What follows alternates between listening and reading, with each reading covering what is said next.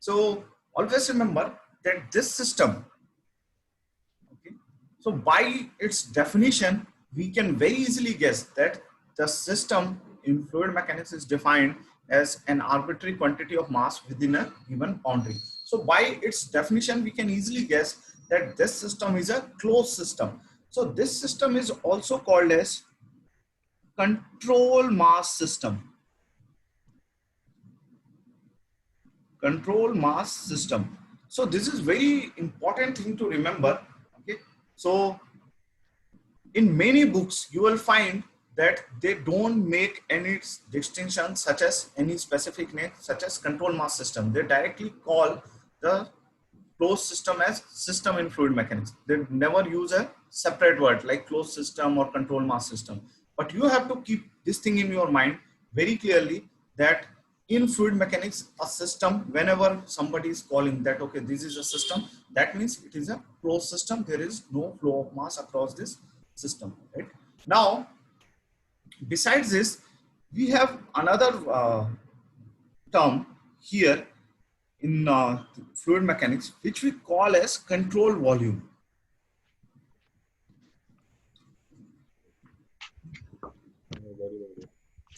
Now, what is this control volume? Okay, so control volume is an arbitrary, okay, region in space, okay, an arbitrary region in space, okay,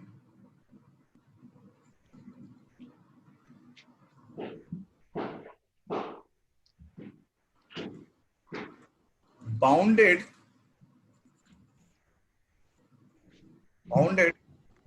by a boundary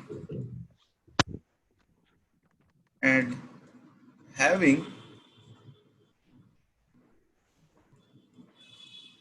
a fixed volume, right? So very important thing here. Again, I'm saying that if you go to the definition of a system, there I said like an arbitrary quantity of mass, but now I'm not saying that. I'm saying that a control volume is simply an arbitrary region in space, and this region, it is bounded by a boundary.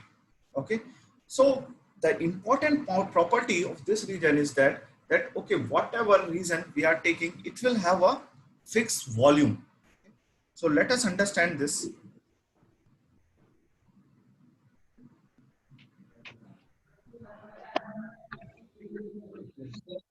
So let's say I took a arbitrary region in space.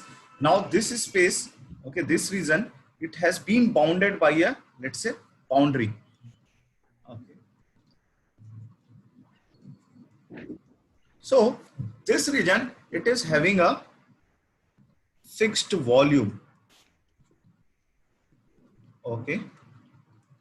So that means the boundary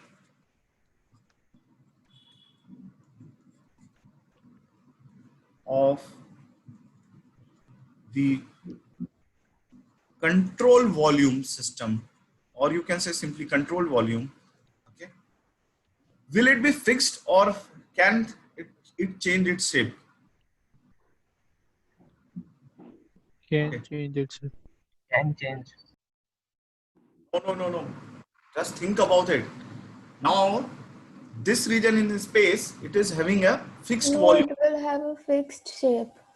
So volume means now it will cover only a particular portion of the space, right?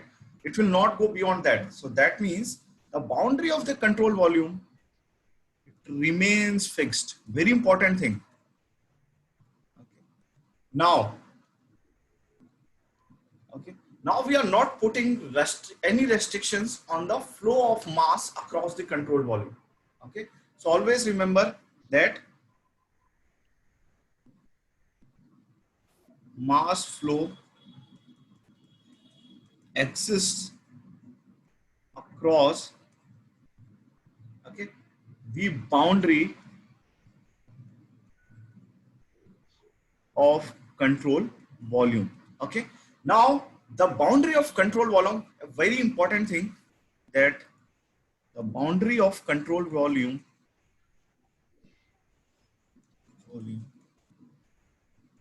is called as control surface, right? So very important thing. So if we see this region in 3-dimensional, then this boundary, it is called as control surface. Now, again, Sir, yeah, sir, my friend is in waiting room. Can you take in him? I admitted him, I think. Okay, sir. Now, another very important thing, again, be it a control mass system or be it a control volume system, right? So in both the cases, remember, in both the cases, the energy and work interactions are possible. So here also I will write down that energy transfer is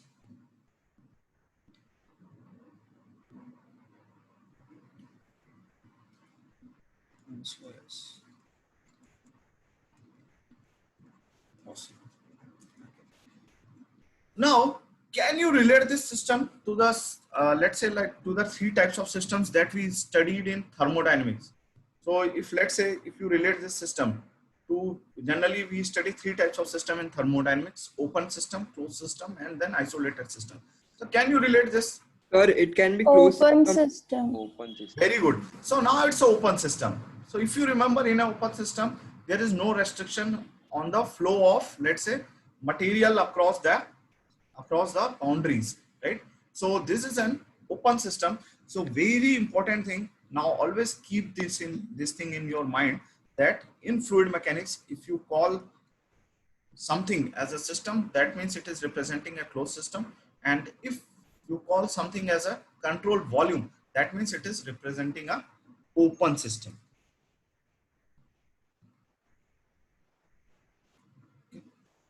So I think this is clear to all of you. Okay. So now let's go to conservation equations. Okay. So first of all,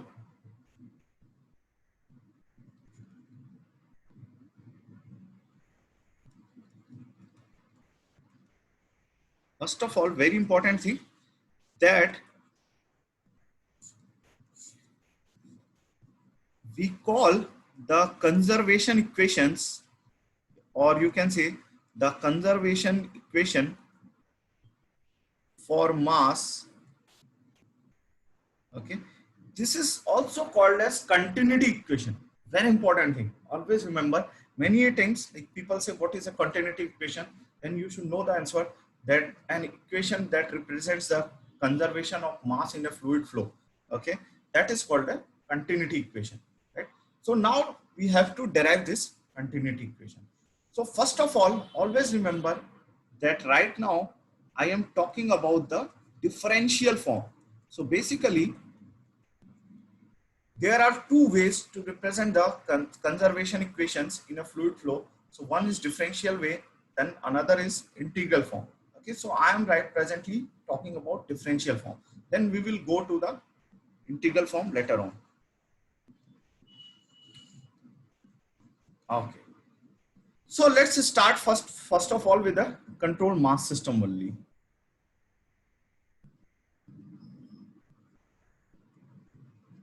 Let's start with a control mass system. So let's say this is my system, and this system, it is having a volume V. Okay.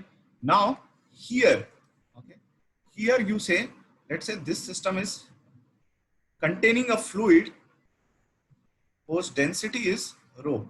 Okay. So one thing is very important. One thing is very important here. In a fluid flow, if you observe, okay, a fluid is flowing. So if you observe in reality, then the control mass system is just an assumption. Okay? Because you will, if you take any reason in a fluid flow, right? So it's not possible that no fluid is crossing that region. There is some fluid always passing through that region.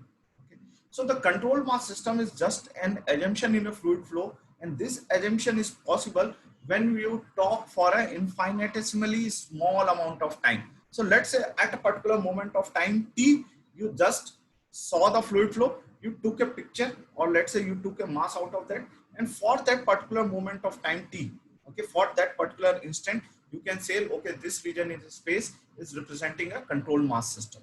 Okay. So now the mass of fluid in this system is given as rho into V. Okay.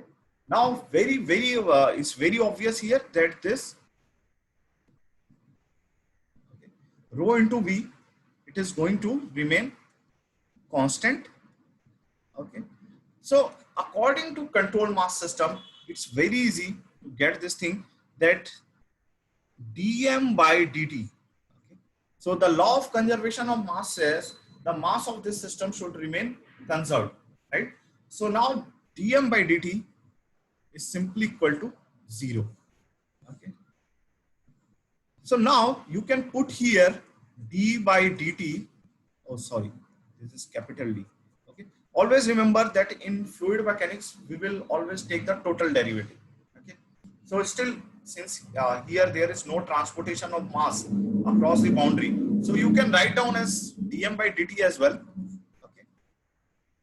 Because nothing is like going to change with respect to time. Okay. But still, we will write down as dm by dt is equal to 0. That is total derivative. Okay.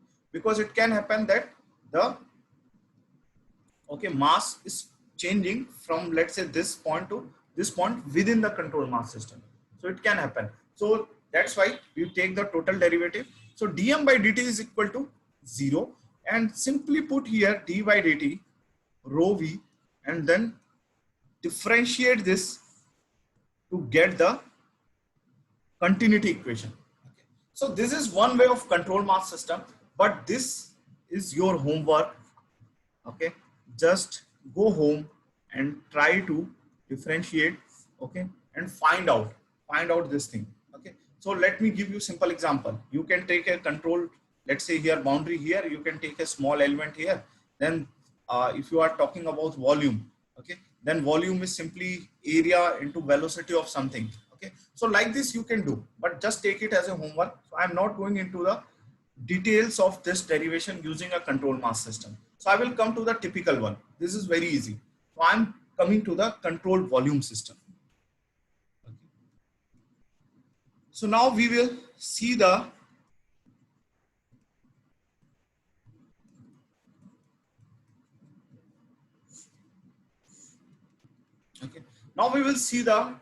derivation of continuity equation using a control volume system. Now just focus on this thing. This is very important. Okay. So now let's say you have taken here.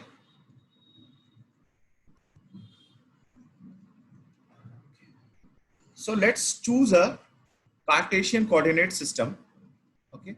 And now just remember that we are considering everything with respect to Eulerian coordinate system. So this is also very important. Many times you should remember this also, that when you talk of control volume system, then generally we refer to a Eulerian coordinate system. And when you talk of control mass system, because mass of the system is fixed. So let's say you are sitting on a boat. So the boat plus your mass, this mass is fixed, and you attach a coordinate system to your boat. Now your boat is moving and you just observe your motion. So this approach is generally, sometimes this is called as Lagrangian approach. Always keep this thing in mind. So let's go back to control volume system. Now, first of all, let us consider a parallelopiped here. So let us consider a infinitesimally small parallelopiped. Okay, always remember this thing. I always say that infinitesimally small control volume, okay, represented by parallelopiped. So parallelopiped. Okay, so I always call this infinitesimally small because we know that we are discussing everything with respect to a point. Okay, So that's what. So let's say you took this. Now let's say the dimensions of this parallelopipe are. So this is your dx. Okay. Now this is your dy.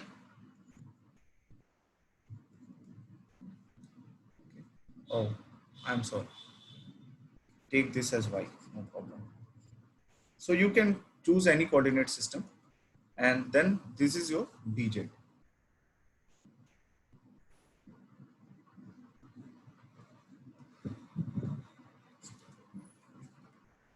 Okay, so now we have to form the continuity equation in differential form. Okay, so first of all, for a control volume system, we cannot simply write down, let's say, like m equal to rho v is equal to constant, right? For a control volume system, can we write like this? No, because the identity of mass is not fixed. Okay, so some mass is entering, let's say, if we talk of this plane, okay, the plane perpendicular to x-axis. So this plane is called as x-plane, right? The plane perpendicular to y-axis is called as y-plane. So if it, let's say, talk of x-plane, then we know that what is happening, some mass is entering this control volume, and then at the after some time, some mass is leaving this control volume. So what is happening?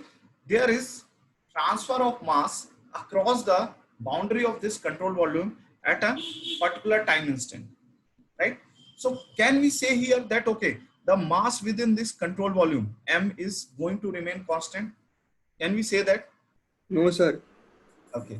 So why can't we say that? So let's Sir, say, because there is transfer of energy. okay, so let me give you one example.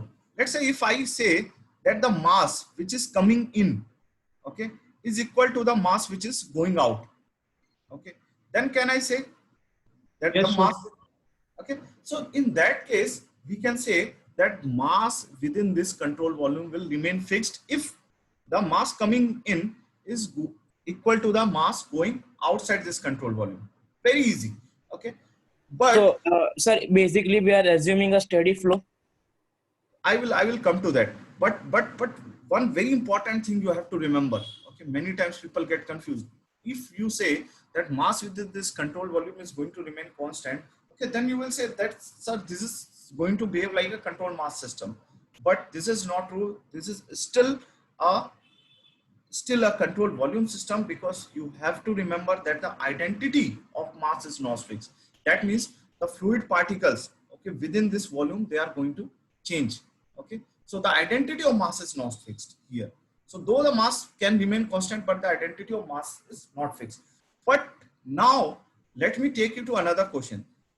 If I say that, let's say, the mass which was going outside of this control volume is less than the mass which was coming inside, then also you will say that mass within control volume is going to remain constant. Just tell me. So in that No, case, sir. will you say this? So okay, so let me repeat my question. So the mass going outside of this parallelopipe is less than the mass which is coming inside. Mass will start to get accumulated. Very good, very good. So what is going to happen, since the mass which is going outside, right, is less than the mass which is coming inside? So what is going to happen? Then the mass will get accumulated within this control volume. So now always remember, we will always express this thing, that the mass incoming, then mass outgoing, in terms of, okay, per unit time, right? So now I can write down, for a control volume, what is going to happen? Net rate of, okay, net rate of,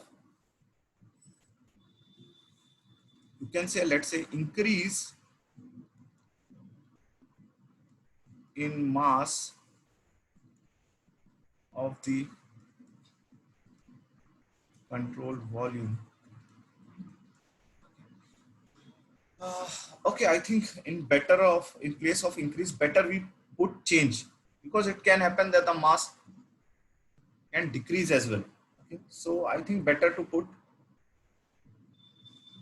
net rate of change of mass. Sir, Net rate, sir, yeah. sir, if the mass is changing, then how can we say that it is a controlled volume because its density is not changing? Anything can happen. The density can also fluctuate. I'm not saying like right now it's Okay. let's say I don't care like whether it's a compressible, incompressible form. Okay. So control volume system, the mass can change because in a control volume system, if you remember, I said the flow of mass is possible. Okay. The mass cannot change in a controlled mass system. Here anything can happen. Okay. So here now I just said that the net rate of change in mass of the control volume, okay, is equal to, very important thing is very important here. So here it will be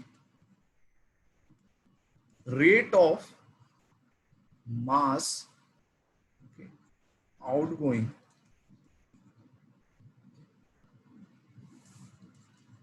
minus rate of mass, or you can say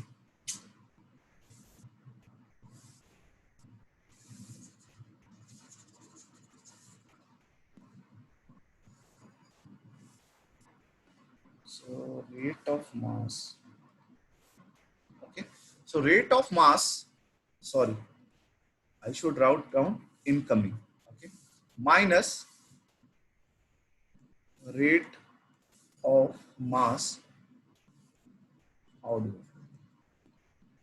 Okay, so presently I am saying that okay, the mass which left the control volume, let's say it is less than the mass which entered the control volume. So I said the net rate of change in mass of the control volume, it will be equal to simply the rate of mass incoming minus the rate of mass outgoing. So it's very obvious. So the mass accumulated within this control volume, it will be equal to what? Mass which was coming inside this control volume minus mass which was going outside this control volume. So the leftover, the remaining mass, it will be accumulated within this control volume. Okay. So a very important definition for a control volume system. So for a control volume system, you cannot write down like this, that m is going to remain constant. For a control volume system, the conservation of mass implies that this should be the final equation. So let us simplify this further. So now I can say that net rate of mass change within control volume, this is simply equal to, now very important term I am going to mention here, okay, rate of mass influx. Okay. So we call it as mass influx. That means you can even remove this word rate also. So whenever I say mass influx, that means something mass entering the control volume per unit time or per second, right? Always remember. So in many books you will find this terminology, that influx and outflux. So rate of mass influx into the control volume, okay, rate of mass efflux, okay. Now rate of mass outgoing, so this is called as mass efflux, okay, out of the control volume. Okay. So very important thing here, again, if we see this, then we can simply write down this equation, net rate, okay, of mass change within the control volume plus, okay, plus very important thing here, net rate of mass efflux from the control volume, this is equal to 0. So always remember, this is your final equation for a control volume system. Okay. So what just happened? So see here, if you called, let's say if you pronounce that I have to find out net rate of mass efflux from the control volume. So net rate of mass efflux is rate of mass efflux out of the control volume minus rate of mass influx into the control volume, right? So if you took a minus sign here, and if you arrange these terms and take it to the left hand side. So you can write down this equation in this way. So this was always, just remember, like in some books, you can confuse this. Like some books, they simply write like rate of mass efflux, but I am using the word net. Okay, because rate of mass efflux is mass going out of the control volume, and net rate of mass efflux is mass which was going out of the control volume minus mass of which was coming inside the control volume. So net rate of mass efflux from the sea. Okay, so this is the final equation for a control volume. So now let us apply this. Let us apply this to our system. So let's say, first of all, let's talk of this X plane. X plane. So plane perpendicular to X axis. Okay. So first of all, let's talk about this X plane. Now, let's say here the mass which was coming inside, it was mx double dot. Okay, so mass entering is what? Mx dot. Okay, so we are taking rate of mass influx, so that's why I am representing the rate of mass influx as mx dot, that is dmx by dt. Okay, now mass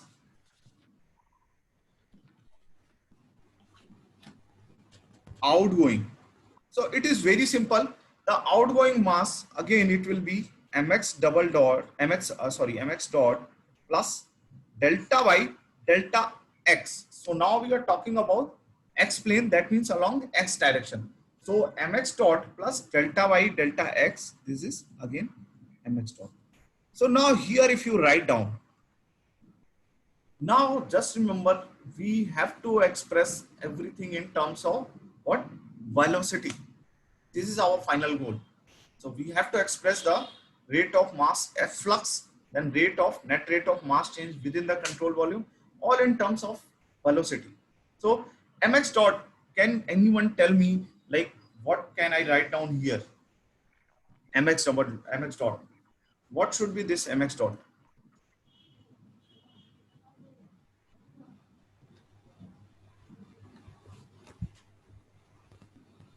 So rho into Very good. So very easy. So if we all know that mass is what? Okay, rate, we are talking about rate. So if we multiply the volume flow rate, so volume flow rate is what? Area into velocity, okay, multiplied by density. So this will give you what?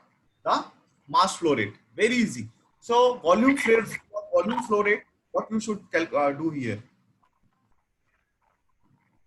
Just tell me. So see, we are talking about x component. So here the x component of velocity would be u, right? So the x component of velocity is u, right? So here it will be simply u, okay, very important, u, okay, multiplied by, now tell me, it should be multiplied by what? d by dz. dy dz. We are talking about this plane, right? So u dy dz, okay, multiplied by rho. Very easy. So this is your mass entering, that is mass influx through x plane, right? And this was your mass outgoing. Okay, so now I will simply write down as influx and outflux. Always remember, mass influx and mass efflux. So now mx dot plus, now what is the mass outgoing? So this is simply again rho u dy dz plus nothing, delta by delta x. Okay, so this is your mx dot. Now rho u dy dz. Okay, so net mass efflux through x plane. Now just tell me, what will be the net mass efflux through x plane? So mass influx minus, Sir, it would be simply del by del x of rho u dy by very dy good. dx. The net mass efflux through S plane is mass outgoing minus mass entering, right? Very simple. So something which is leaving our system, control volume system, and then something which is entering. So it is very simple. So net mass efflux through X plane is simply delta by delta X. Okay, so this, okay, minus this. So this will cancel out. So it will be simply your delta by delta X, rho u dy dj. Very important. Okay.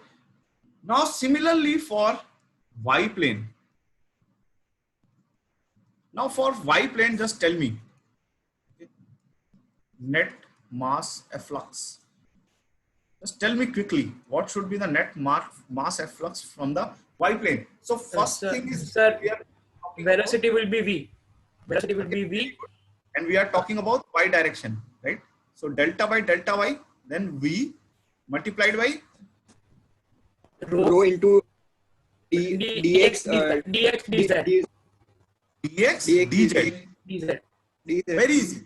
Very easy. Okay. Now similarly for jet plane. Again for jet plane net mass efflux, okay, from the control volume. This is simply delta by delta jet rho. Then tell me here it should W. be W, then dx multiplied by dy. So very easy, correct? So now total mass efflux, if we call let's say the total mass efflux, okay, so this is simply mass efflux through x plane, then mass efflux through y plane, and mass efflux through z plane.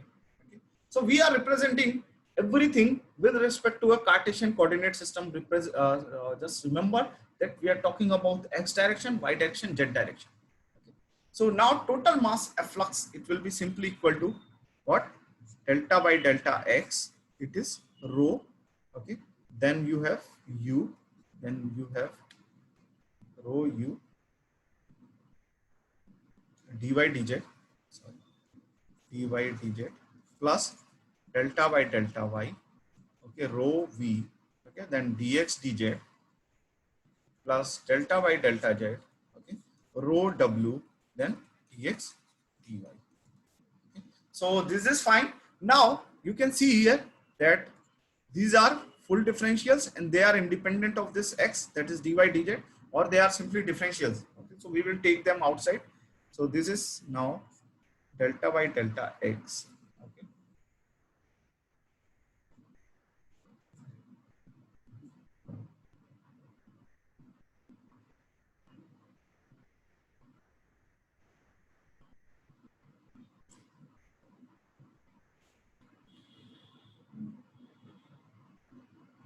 Okay. So we are just doing a slight mistake here. Can anyone tell me? Like I did a slight mistake here. Sir, There is slight mistake here. Can anyone guess what is the mistake? formula is influx minus efflux, and we did efflux minus influx. No, that is fine because we are not knowing like the mass which is entering the system is less than or greater than the mass leaving the system. So we are just to be on the safe mx side. minus del x. Okay. Mx minus. So very important thing we are missing here, that mx dot I written down plus delta by delta x mx dot I have written down, but I forgot to mention this term dx. I am sorry. Okay. So this term will also come, right? So now your equation will be finally dx here, okay, and here it will be dy, okay, because we are writing down like this, mx double dot plus delta by delta y mx dot, okay, I'm sorry, I forgot to mention this one, minus mx dot, right? So similarly here it will be dj. So here it is dx, okay, here it is dy, and here it is dj. Okay. So finally we will have delta by delta x rho u plus delta by delta y rho v plus delta by delta z rho w. like this, and this is simply outside dx, dy, dj.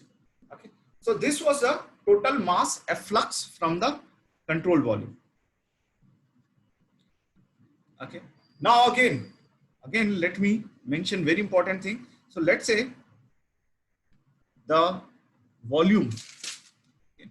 So let's say I am assuming that this parallelopipe, it is having a volume dV. Okay. At a particular moment of time, I am saying at a particular time instant t, the volume of this is dV. Okay. Then very easy.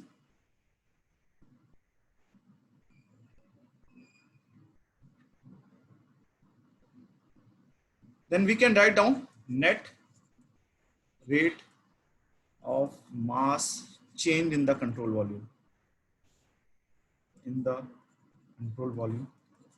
This is simply equal to how much?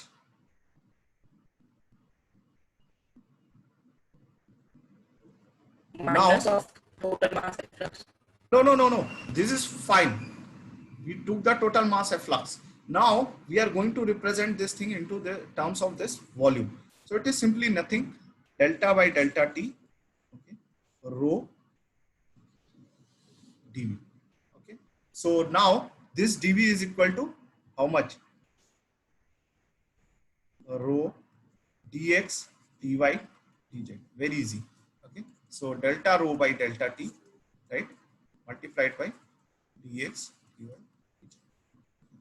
So very easy. So the net change of mass in the control volume is simply, we know that the mass of the control volume is what? Dx, dy, dz. Now this control volume, the boundary of this control volume is fixed. Always remember. So the mass within this can change, but the outside boundary is fixed. So mass is governed by density. So right now one student asks, sir, like what is going to happen if we have density fluctuations? Okay. So let's say if our fluid is compressible. So you can very easily guess here, then that density multiplied by the volume dx, dy, dz. But this density term, always see here, this density term, it is changing with respect to time here. Okay. And we are also at the same time observing the variation of density with x, y, and z. So it can happen that the density within the control volume is fluctuating. We don't care. So within the fluid flow, it can be steady. So first of all, we are seeing the variation of density with respect to time. So first of all, it could be what? It could be steady or unsteady. It could be compressible or incompressible. So this is a general equation for a, for any kind of fluid flow. Okay. So this is the conservation of mass for any fluid flow: steady, unsteady, uniform, non-uniform, compressible, incompressible. It doesn't matter, right? So always keep this thing in mind. Always keep this thing in mind. Okay. So now final continuity equation will be simply, okay. So final continuity equation, you just put all this thing into equation 1. So this is our equation 1, then this is our equation 2, and this is our equation 3. So finally you will put all this into the equation 1. So this dx, dy, dz, it is going to be 0. Okay. And final equation you have something like this. So delta by delta t, okay, delta rho by delta t, plus delta by delta x, rho u, plus delta by delta y, okay, rho v, plus delta by delta z, rho w is equal to 0. Right? Very important equation. Very important equation. So this is called as continuity equation. Always remember this equation is in differential form, right? So now let me further break this equation. Delta rho by delta t plus, okay, now I am just trying to express this equation into, let's say, vectorial form. So can anyone tell how can I write down this thing into vectorial form? So let me simplify this. We know that delta is what? Delta by delta x I cap plus delta by delta y j cap plus delta by delta z k cap. Right? So now we have to just write down into vectorial form. So this equation. So can anyone tell how to write this in vector form? It will be delta dot PV. V vector is ui cap plus Vj cap plus Wk cap. Now just tell me how to write down this thing into vector form. So see, rho is a scalar quantity. Okay. So then you have del operator, which is again a vector, and then you have UVW, which is again a vector. So it's very easy. Delta dot or OV. In vector form, this will be simply delta dot. Then tell me here it will be rho. Rho is a scalar, so you can put rho U, rho V, rho W, and then V vector is equal to 0.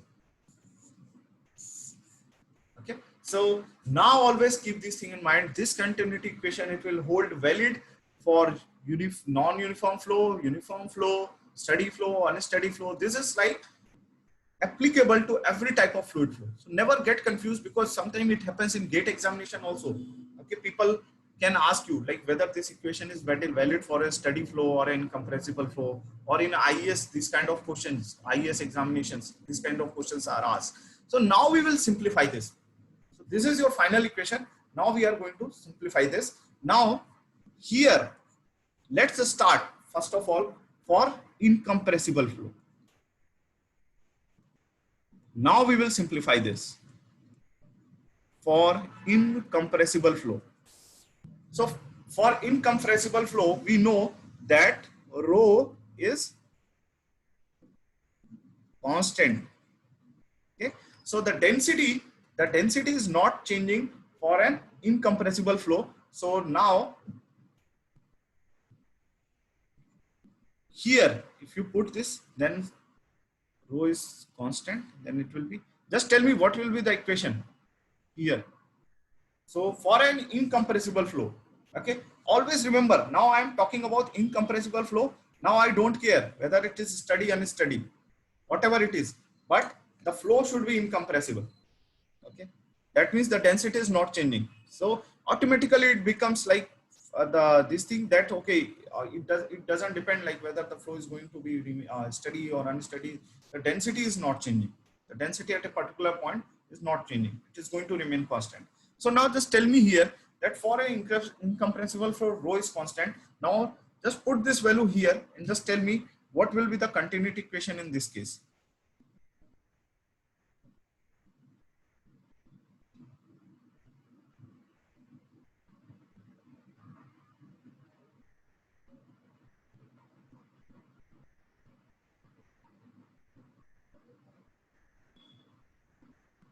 The first term rho du by, Okay, so rho is constant. That means it is not going to change with respect to time. yeah, so it will be 0. Okay, so very important term. Okay, now you can think of this. Just go home and think of this. If rho is constant, that means I am saying the flow is incompressible. So can it be steady or unsteady also? So just think about it. Okay, so now I am saying this rho is not a function of x as, not a function of y as well, not a function of z as well, not a function of time as well. Okay, so just think whether it is flow is uniform, non-uniform, how is it possible? Just check through this equation, right? So rho is constant, we know. Then delta rho by delta t is 0, right? And next, delta u by delta x plus delta v by delta y plus delta w by delta z. So is this equation fine? Because now Yes, you sir. can take out this rho term outside, and this rho term will equate to 0, and you will take on the right hand side. So finally on the left hand side you have delta u by delta x plus delta v by delta y plus delta w by delta z. Okay, so this is kind of let's say very important thing, very important equation, and many times like this is asked in many gate examinations and many engineering services examinations. Okay, so they directly provide you this equation, and they may ask you whether the flow should be steady, unsteady, or what is the reason. Okay, so now here it will be simply, we can write down this as divergence of v vector is equal to 0. So in vectorial form we can write down like this. So divergence is again your delta by delta x. Okay, so remember the difference between del operator and divergence is that now you don't have I cap, j cap, and okay, here also I think you have that I think this is the same equation. I'm sorry. So this delta operator and then divergence both are same. So you can write down delta V vector is equal to 0, right? So this is the case. Now let me take you to a popular equation, which all of you know. So now, again, let me make a distinction here for steady flow. Okay. So just to avoid any further confusion, now I am talking about steady flow. I am not saying, okay, whether this rho is going to be constant or whatever. Okay. So now, if this is a steady flow, then first of all, tell me delta rho by delta t, shall it be equal to 0? Steady flow. So remember, density is not changing with respect to time. Okay. So just tell me delta rho by delta t, what should be the value? Shall it be 0? Yes. Yes, sir. Very obvious. But now let's go to the other term equations. Delta by delta x, take this rho u, okay, plus delta by delta x rho v plus delta by delta y plus delta by delta z rho w. So very, very important thing here. So what is happening now? Can we take out this rho term out of this differential in this case? No. No. So why no? Because d rho by dt is equal to 0. okay, because the flow is steady, but always see this rho, it can vary with x, y or z.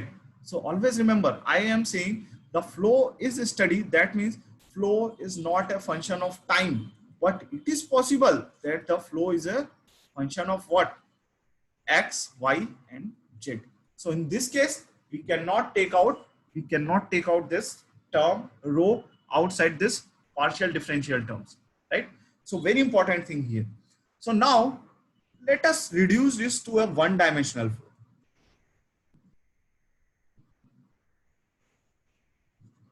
Let us reduce it to a one-dimensional flow. Very important. So for a one-dimensional flow, I am just, let's say, talking about x direction. So now you tell me here that this should be delta by delta x rho u is equal to 0. Fine. So for a one-dimensional flow, I am talking. So now this rho u, it should be, now just remember this u is also a function of x only, just one-dimensional flow, nothing else. Okay. So now rho u, it should be equal to constant. Okay. So now if you take a pipe here, and you take 2 points here,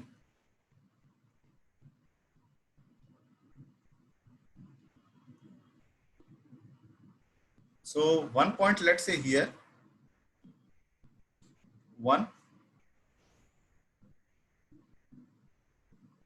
another point, let's say here. Okay. So what does it represent? That here mass flow rate for a steady flow. Always remember, I am not saying it can be uniform, non-uniform, anything, but for a steady flow, I am saying that the mass flow rate across a surface is constant. So this equation is very popular. You all know about this equation. So it will be simply rho 1, okay, V1 is equal to rho 2 V2, right? If given that this cross-sectional area, it remains the same. Okay. And if it is going to vary, this cross-section, then you can remember that if this cross-section is going to vary, then I'm saying mass flow rate is constant. So now you come to your very popular equation. What? Mass flow rate is given by volume flow rate, rho 1 A1 is equal to rho 2 A2 B2. Okay. So if the cross-section area is different, then we write down like this: rho 1 A1 or you can say U1, U1, go to A2, U2. So we all know about this equation, correct? So this equation is very popular among us, right? So always remember that for a one-dimensional flow, this rho u is constant. And what is this rho u? This rho u is nothing. This is density and this is velocity flowing per second. So that is, you can say the mass flow rate is constant for a one-dimensional flow. Okay, now tell me one more thing. One very important thing. Let's go back to our previous equation. Okay. Very important thing here. So here, let's say, again, I am taking one-dimensional for one-dimensional flow. Very important. Okay. Now, again, I'm talking about one-dimensional flow. And let's say delta u by delta x is equal to 0. Okay. Now, I'm assuming that the flow is incompressible. So flow is incompressible. That means at a particular point, it is not going to change either with respect to time as well as with respect to location. So the flow is incompressible. The flow is constant throughout the entire bulk of fluid. Okay. Okay. So now here you see here, if you observe here, that your u is going to be constant. So what does it means? What does it means? So what does it indicate? The mass flow rate is constant or the volume flow rate? Anyone?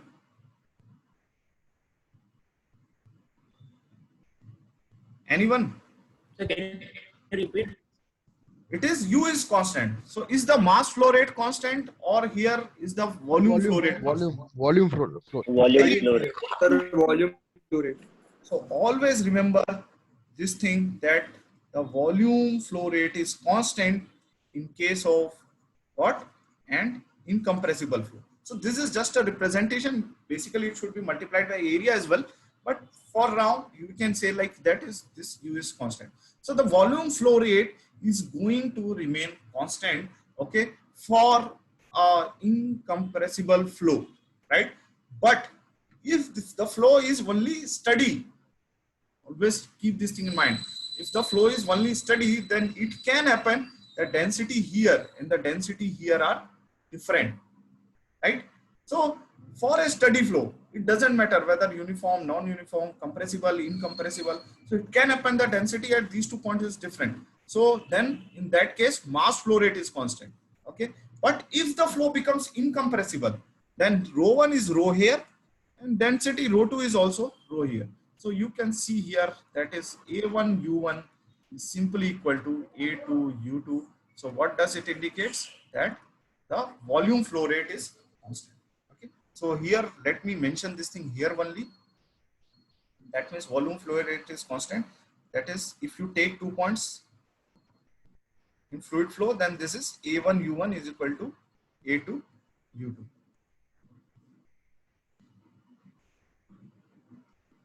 Right? So I think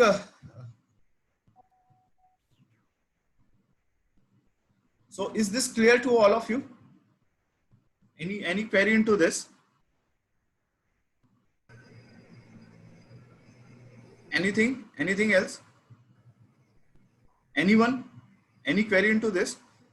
So I'm going to stop here today. So maybe the ASME committee members are here. So they are going to take some of your time, right? So they will have a conversation with you. So I am like handing the talk to them. So just stay here and they will talk to you.